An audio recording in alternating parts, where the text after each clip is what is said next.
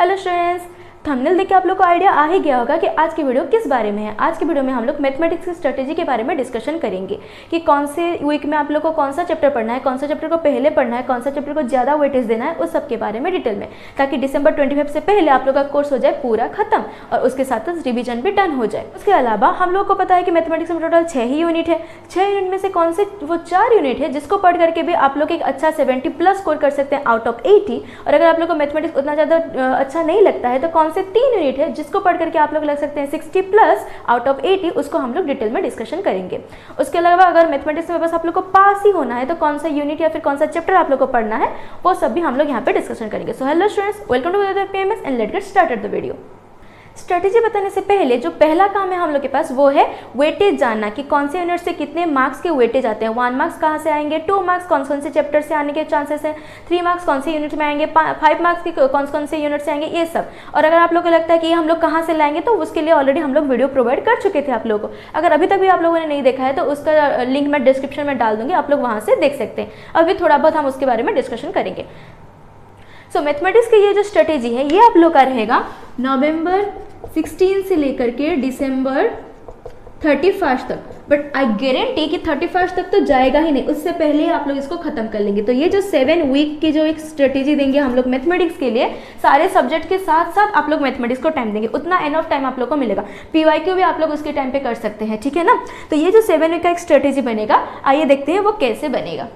इससे पहले आप लोग का तो कोर्स खत्म हो ही गया होगा। अगर अभी तक भी कोर्स खत्म नहीं हुआ है तो तब भी आप लोग ये स्ट्रेटेजी को फॉलो अप कर सकते हैं। जो लोग ऑलरेडी पढ़ चुके हैं वो लोग भी इस स्ट्रेटेजी को फॉलो अप कर सकते हैं, जो लोग अभी 50% में है वो लोग भी कर सकते हैं, और जो लोग अभी तक बिल्कुल स्टार्ट नहीं किए हैं मैथमेटिक्स में, अभी से लग रहा है कि क्या करें, मैथमेटिक्स तो टोटली हम लोग स्टार्ट ही नहीं किए हैं, क्या पढ़े, एग्जाम कैसे दें, कहीं हम रह तो नहीं जाएंगे, अटक तो नहीं जाएंगे, तो उसके लिए एक बिग सरप्राइज है लास्ट में, उसको हम लास्ट में बताएंगे। एज यू नो कि मैथमेटिक्स में ये 6 यूनिट हैं, ठीक है। और unit 1 is relation function ITF, unit 2 is matrix determinant, then calculus, vector, 3D, LPP and probability. ये 6 यूनिट हैं, ठीक है। आप लोग ये 1 मार्क्स, 2 मार्क्स, 3 मार्क्स, 5 मार्क्स, ये 6 यूनिट में से आएंगे। अब हम लोग का जो स्ट्रेटेजी है वो कहाँ से कहाँ तक बनेगा, नवंबर 16 से लेकर के दिसंबर 31 तक। ओके, ये 7 वीक की प्रोग्राम है। ओके, अब इससे जो सबसे इजीएस्ट यूनिट है और जो यूनिट आप लोग पहले ही पढ़ चुके होते हैं वो होता है मैट्रिक एंड डिटर्मिनेंट यूनिट। ये अभी तक आप लोग पढ़ चुके होंगे, आपके कॉलेजेस में, कोचिंग्स में, या फिर खुद से भी आप लोग पढ़ चुके होंगे, या फिर अगर आप ऑनलाइन कोर्सेज करते हैं वहाँ पे भी मैट्रिक डिटर्मिनेंट तो खत्म हो ही गया होगा, ठीक है। उसके अलावा और क्या खत्म हुआ होगा आप लोगों का, relation function, LPP, vector, 3D। कई बच्चों को थोड़ा डिफिकल्ट लगता है कौन सा वाला, ये प्रोबेबिलिटी और कैलकुलस यूनिट। कैलकुलस यूनिट में टोटल 5 चैप्टर हैं। क्या क्या है, डेरिवेटिव है, एप्लीकेशन ऑफ डेरिवेटिव है, इंटीग्रेशन है, एप्लीकेशन ऑफ इंटीग्रेशन जिसको कि हम लोग एरिया अंडर कर्व बोलते हैं, और एक है डिफरेंशियल इक्वेशन। ये 5 चैप्टर हैं, ठीक है ना। कैलकुलस सबसे ज़्यादा मार्क वेटेज कौन रखता है, वेक्टर, 3D, उसके बाद रखता है आप लोग का मैट्रिक डिटर्मिनेंट, उसके बाद रखता है कैलकुलस। ये 3 यूनिट हैं जो कि सबसे ज़्यादा मार्क्स वेटेज आप लोग का कैरी करते हैं, ठीक है। तो फर्स्ट वीक में हम लोग क्या पढ़ेंगे, ठीक है। मैं एक स्ट्रेटेजी जो आप लोग को बता रही हूँ, आप लोग इस हिसाब से वर्क करेंगे तो डेफिनेटली आप लोग का कोर्स पूरा खत्म हो जाएगा, ठीक है ना, रिवीजन भी हो जाएगा। पर अगर फर्स्ट वीक में हम लोग को क्या पढ़ना है, मैट्रिक एंड डिटर्मिनेंट। ये इजी यूनिट है, ठीक है ना। मैट्रिक एंड डिटर्मिनेंट सबसे इजीएस्ट यूनिट है, सबसे ज़्यादा मार्क कैरी करता है और सबसे ज़्यादा मार्क्स वहाँ से मिलता भी है। पर थोड़ा क्वेश्चन आंसर लेंदी हो सकता है, जैसे कि आप लोगों का एलिमेंट्री रो कॉलम ऑपरेशन, ठीक है ना। मैट्रिक की तो ऑलरेडी हम लोग 1 शॉट वीडियो डाल चुके हैं, अगर अब नहीं देखा है तो एक बार आप लोग देख लीजिए, ठीक है। तो ये आपको कब खत्म करना है, नवंबर 16 से लेकर के नवंबर 22, नवंबर 16 से लेकर के नवंबर 22 जो फर्स्ट वीक है उसको आप लोगों को मैट्रिक और डिटर्मिनेंट को खत्म करना है, इस यूनिट को, ठीक है। और ये एक बहुत इजी यूनिट है, इसीलिए 7 डेज एनफ। आप ये यूनिट खत्म करके, जैसे कि मैट्रिक के लिए हार्डली आप लोगों को लगेगा 2 डेज, डिटर्मिनेंट के लिए लगेगा 1 डेज, 3 डेज में तो कवर हो ही जाएगा। बाकी टाइम आप लोग क्या कर सकते हैं, PYQ प्रैक्टिस कर सकते हैं, उसके ऊपर में 1 मार्क क्वेश्चंस प्रैक्टिस कर सकते हैं, ठीक है ना। या फिर अगर कोई पार्ट डिफिकल्ट लगता है, जैसे एलिमेंट्री रो कॉलम ऑपरेशन थोड़ा डिफिकल्ट होता है, उसमें एक और कुछ ज़्यादा क्वेश्चंस लगा सकते हैं ताकि आप लोग का प्रैक्टिस हो, ठीक है ना। तो 7 days more than enough for this unit matrix and determinant. तो फर्स्ट वीक में आप लोग को क्या पकड़ना है, मैट्रिक एंड डिटर्मिनेंट पकड़ना है, क्योंकि ये ईजीएस्ट यूनिट है। अगर आप लोग बोलेंगे नहीं मुझे मैट्रिक डिटर्मिनेंट ईजी नहीं लगता है, मुझे वेक्टर 3D ईजी लगता है, ठीक है, वेक्टर 3D प्रक्रिया अपने हिसाब से बना सकते हैं। मैं बस एक बता रही हूँ हूँ, मैं बस एक आउटलाइन दे रही हूँ जिससे कि आप लोग को आइडिया हो जाएगा किस तरीके से प्लानिंग करके पढ़ेंगे तो हम लोग का कोर्स भी खत्म हो जाएगा, सारे सब्जेक्ट के साथ साथ खत्म हो जाएगा और हम लोग एक अच्छा स्कोर कर सकते हैं। बिकॉज जितना टाइम आप लोग रिवाइज करेंगे, जितना ज़्यादा क्वेश्चन लगेंगे, उतना ईजी होगा आप लोगों को एग्जाम में प्रिपेयर करने के लिए। ओके, नेक्स्ट सेकेंड वीक में आप लोग का नवंबर 23 से लेकर के नवंबर 29 इतना टाइम पीरियड जो है उसके बीच में आप लोग क्या करेंगे, कोई भी एक यूनिट पकड़ सकते हैं, पर मेरे हिसाब से जो स्मॉलेस्ट यूनिट्स है उसको पकड़ेंगे। 2 यूनिट यहाँ पे हम लोग खत्म करेंगे, one is LPP, another one is relation function and ITF। ठीक है, ये 2 यूनिट जो है, जो कि आप लोग का यूनिट 1 एंड यूनिट 5, ये दोनों को हम लोग कवर करेंगे सेकेंड वीक में। अब बोलेंगे 2 यूनिट हम लोग कैसे खत्म करेंगे 7 दिन में? तो ठीक है, सिलेबस देख लीजिए, ये तो 2 दिन का ही चैप्टर है टोटल। रिलेशन फंक्शन में तो कुछ है ही नहीं, type of relation, type of function खत्म। रिलेशन फंक्शन में जो 1 मार्क क्वेश्चन हम लोग आप लोग को प्रोवाइड किए हैं, इंपॉर्टेंट 1 मार्क क्वेश्चन, उसमें तो रिलेशन फंक्शन का ऑलरेडी हम लोग डाल चुके हैं कि थोड़ा बहुत आप लोग को बता दी हूँ मैं। ITF का ऑलरेडी 1 शॉट वीडियो आप लोग के लिए प्रोवाइड किया जा चुका है। ठीक है ना, तो ये तो हम लोग अगर प्रोबेबली देखें तो 2 दिन का ही चैप्टर है।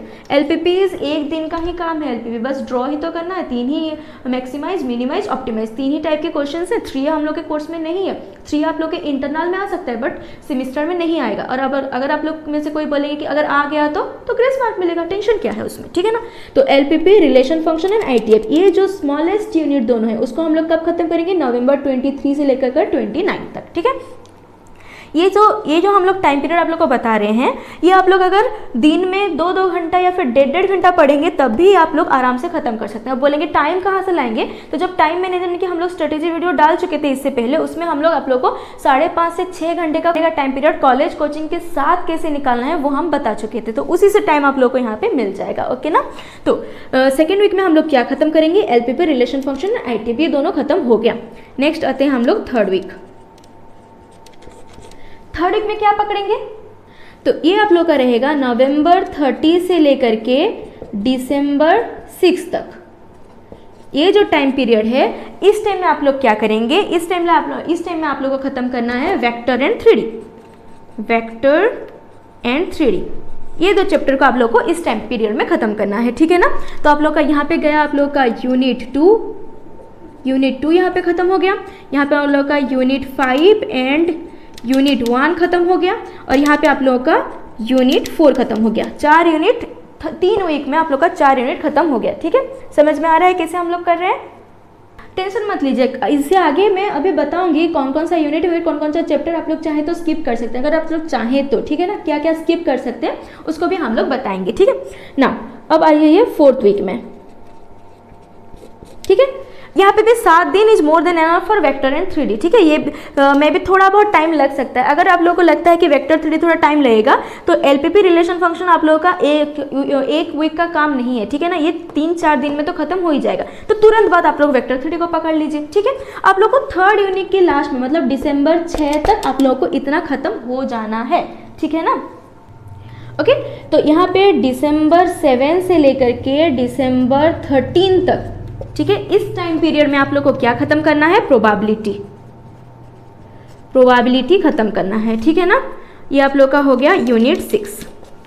प्रोबेबिलिटी भी उतना डिफिकल्ट है नहीं। ठीक है ना, प्रोबेबिलिटी भी बस जो एलिमेंट्स ऑफ मैथमेटिक्स बुक में है वही क्वेश्चंस एग्जाम में आते हैं। ठीक है ना, एलिमेंट्स ऑफ मैथमेटिक्स को अगर आप लोग अच्छे से सॉल्व कर रहे हैं तो प्रोबेबिलिटी आराम से हो जाएगा, क्योंकि क्वेश्चंस वही से आते हैं। और हम लोग को पता है प्रोबेबिलिटी में से 2 मार्क्स 3 मार्क्स नहीं आएंगे, बस 1 मार्क्स और 5 मार्क्स ही आएंगे, मतलब बस लॉन्ग क्वेश्चन को ही हम लोग को देखना है। तो अगर हम लोग फर्स्ट चैप्टर की बात करें तो उसमें तो 1 या 2 ही लॉन्ग क्वेश्चन बनेंगे। आप लोग का मैक्सिमम लॉन्ग क्वेश्चन कहाँ से आएगा, जो प्रोबेबिलिटी की आप लोग का 3rd पार्ट है 6C elements of mathematics book I think, तो वहाँ से आप लोग का जो 2 थ्योरम है, टोटल प्रोबेबिलिटी थ्योरम और बेस थ्योरम, 99% चांसेस है वही से लॉन्ग क्वेश्चन आते हैं। और एक और लॉन्ग क्वेश्चन आप लोग का मीन वेरिएंस से। ठीक है ना, जो डिस्ट्रीब्यूशन फंक्शन और प्रोबेबिलिटी मास फंक्शन, वही से लॉन्ग क्वेश्चन आने के चांसेस होते हैं। ठीक है ना, तो प्रोबेबिलिटी आप लोग का 7 दिन इज मोर देन इनफ। इसके साथ साथ PYQ भी सॉल्व हो जाएगा, 1 मार्क भी सॉल्व हो जाएगा। अब 4 वीक आप लोग का खत्म हो गया। अब कितना बचा, 3 वीक बचा है। 3 वीक में से, ठीक है, तो नेक्स्ट 6th, 5th और 6th वीक, 2 वीक ले लीजिए आप लोग कैलकुलस के लिए। ठीक है, और अगर उससे ज़्यादा टाइम चाहिए तो आप लोग ले सकते हैं। हम लोग 7 वीक की स्ट्रेटेजी में बता चुकी हूँ। यहाँ से अगर देखेंगे तो दिसंबर 23-24 तक आप लोगों का खत्म हो जाना चाहिए, कैलकुलस खत्म हो ही जाएगा, ठीक है ना। दिसंबर 23 मतलब अगर 14 से भी आप स्टार्ट कर रहे हैं, 10 दिन से ज़्यादा ही है, आप लोग को कैलकुलस खत्म करना पड़ेगा, ठीक है ना। कैलकुलस में उतना डिफिकल्ट तो है नहीं कैलकुलस, और अगर किसी को डिफिकल्ट लगता है तो उनके लिए एक बहुत अच्छी बात है कि कैलकुलस को चाहे तो हम लोग थोड़ा बहुत कम भी पढ़ सकते हैं। क्यों, उसको भी हम लोग डिटेल में बताएंगे। अगर कोई किसी को लगेगा कि कैलकुलस इतना बड़ा यूनिट है, 5 चैप्टर है, इसको अगर हम लोग कम पढ़ेंगे तो कैसे चलेगा, उसको भी हम लोग डिटेल में बताएंगे कि क्यों कैलकुलस को अगर आप लोग स्किप करेंगे तो भी आप लोग के मार्क में कोई फर्क नहीं पड़ेगा। बाकी यूनिट्स को भी अच्छे से पढ़ रहे हैं तो आप लोग 80 में से तो 78-79 रख ही सकते हैं, ठीक है ना। तो ये स्ट्रेटेजी है, आप लोग चाहे तो इसको नोट कर सकते हैं या फिर स्क्रीनशॉट भी ले सकते हैं। जिस तरीके से बताया गया है, अगर इस तरीके से आप लोग सच में फॉलो करेंगे तो आई स्वेयर आप लोग 23-24 तक तो पूरा कोर्स खत्म हो ही जाएगा। अगर आप लोग 100% वाले हैं, मतलब जो लोग अभी तक कोर्स को खत्म कर चुके हैं एक बार, उनका रिवीजन हो जाएगा आराम से, वो लोग ज़्यादा से ज़्यादा क्वेश्चन प्रैक्टिस कर सकते हैं। And mathematics is all about question practice. जितना ज़्यादा आप लोग क्वेश्चन प्रैक्टिस करेंगे उतना अच्छा आप लोग का एग्जाम होगा, ठीक है ना। एटलीस्ट 8 से 9 ईयर का PYQ तो आप लोग को सॉल्व करना पड़ेगा, अगर बहुत अच्छा करना है आप लोग 100 में से अगर आप लोग को 95+ रखना है तो, ठीक है ना। तो अगर ये इस जो स्ट्रेटेजी का बारे में हम लोग बात कर रहे हैं, अगर इस तरीके से आप लोग पढ़ रहे हैं तो आप लोग का अच्छा एग्जाम गारंटी होगा ही होगा, ठीक है। ये सब समझ में आ गया। चाहे तो आप लोग स्क्रीनशॉट ले सकते हैं या फिर आप लोग कॉपी पेन भी लेके लिख सकते हैं। मेरे हिसाब से तो कॉपी पेन लेना सही रहता है, स्क्रीनशॉट लेंगे तो उसके बाद स्क्रीनशॉट होकर के ये कहीं अंदर ही रह जाएगा, आप लोग को पता भी नहीं चलेगा।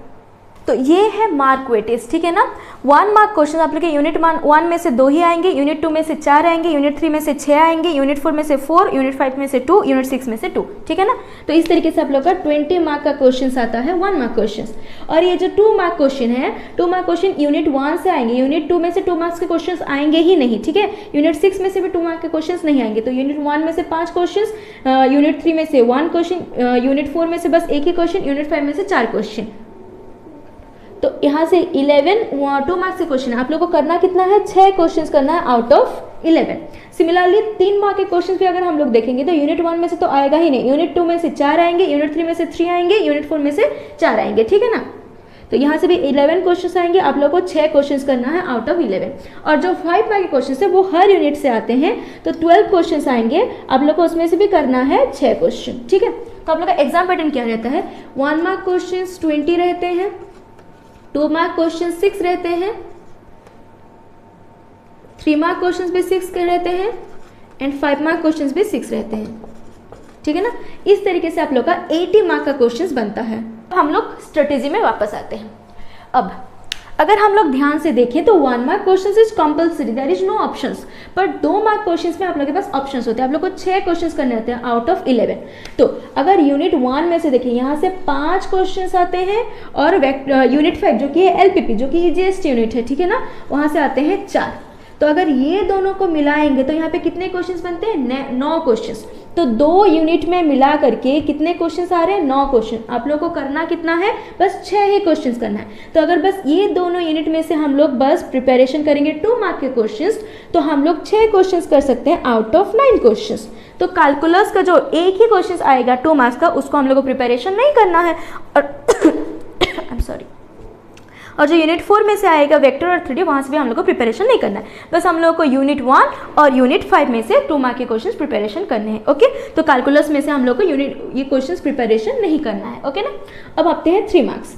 यूनिट 1 में से नहीं आएगा, यूनिट 2 में से 4 क्वेश्चन आ रहे हैं, यूनिट 3 में से 3 क्वेश्चन, और यूनिट 4 में से 4 क्वेश्चन आ रहे हैं, ठीक है ना। तो अगर हम लोग कैलकुलस यूनिट को इग्नोर करते हैं तो यूनिट 2 और यूनिट 4 में से, जो कि वेक्टर डिटर्मिनेंट और वेक्टर 3D है, उसमें से कितने क्वेश्चंस आ रहे हैं, 8 क्वेश्चंस। आप लोग को करने कितने हैं, 6 क्वेश्चंस। तो 6 क्वेश्चंस आउट ऑफ 8 आप लोग कर ही सकते हैं। यस, करना पड़ेगा क्योंकि वेक्टर 3D इजी है, मैट्रिक डिटरमिनेंट तो इजी है ही। तो यहाँ से आप लोग कितने क्वेश्चंस कर सकते हैं, आराम से आप लोग 6 क्वेश्चन कर ही सकते हैं, ओके ना। अब लॉन्ग क्वेश्चंस के बारे में अगर बात करें तो टोटल 12 क्वेश्चंस होगा। वहाँ से अगर मैट्रिक डिटरमिनेंट के से 2 क्वेश्चंस हम लोग आसानी से कर सकते हैं, ठीक है ना। वेक्टर 3D में से भी 2 क्वेश्चंस आसानी से कर सकते हैं, LPP में से 2 क्वेश्चंस आसानी से कर सकते हैं, और रिलेशन फंक्शन में से 2 क्वेश्चन आसानी से कर सकते हैं। तो 2 2 4 6 8 क्वेश्चन है, वहाँ से आप लोग को कितने क्वेश्चन करने हैं, 6 क्वेश्चन करने हैं आउट ऑफ 8। तो 3 मार्क क्वेश्चन के लिए भी हम लोग कैलकुलस को इग्नोर कर सकते हैं।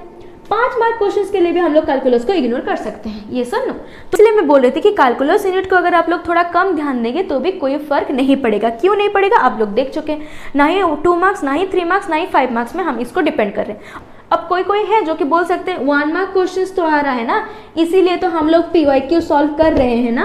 अगर हम लोग PYQ सॉल्व करेंगे, ठीक है ना, और डेरिवेटिव के हम लोग ऑलरेडी आप लोग को हम लोग 1 मार्क क्वेश्चंस प्रोवाइड भी करेंगे, तो अगर वो सारे क्वेश्चन आप लोग सॉल्व करेंगे तो ये 6 मार्क्स भी कहीं नहीं जाने वाला, जेब में ही आएगा। ये 1 मार्क क्वेश्चन है जो कि PYQ और सैम्पल पेपर को सॉल्व करके आसानी से कवर किया जा सकता है। इसलिए मैं बोल रही थी कि कैलकुलस यूनिट को आप लोग चाहे तो स्किप कर सकते हैं, पर मैं बोलूँगी अगर आप लोग पढ़ चुके हैं तो वेरी गुड, कोई भी चैप्टर स्किप नहीं करेंगे, कोई भी यूनिट स्किप नहीं करेंगे। पर अगर अभी तक भी आप लोगों ने पूरा नहीं पढ़ा है, थोड़ा बहुत अभी तक भी आप लोगों ने अगर कैलकुलेशन में थोड़ा बहुत डमाडोल चल रहा है, तो आप लोग चाहे तो कैलकुलस यूनिट को स्किप कर सकते हैं, ठीक है ना।